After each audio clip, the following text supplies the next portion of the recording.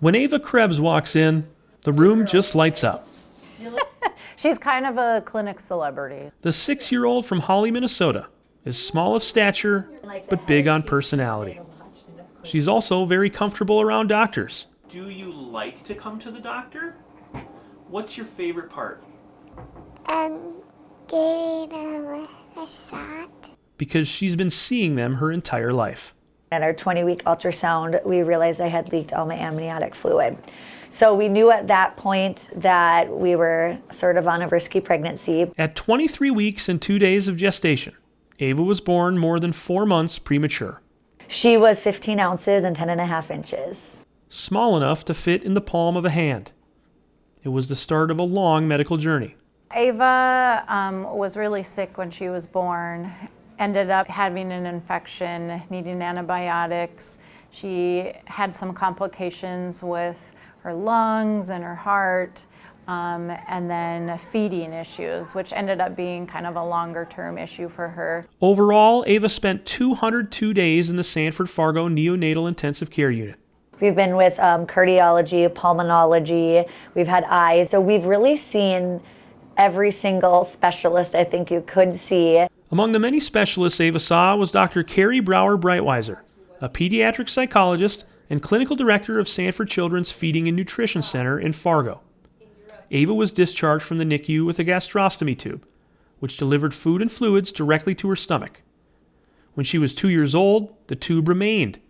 Ava could eat solid food, but she still couldn't drink on her own, so she entered Dr. Brower-Breitwieser's intensive feeding program.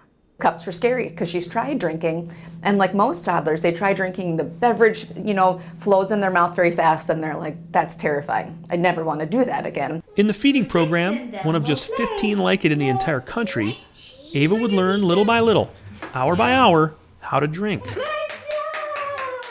We start with empty cups, and then we go to like 1 ml of fluid. So it's a raindrop. And that goes to their lips, and they realize that's not scary. And then we increase it to the point where they can take actual sips from a cup. But it's repetitive practices over and over so that they learn that this isn't scary, this isn't hard. For Ava's family, the stint in the feeding program was life-changing.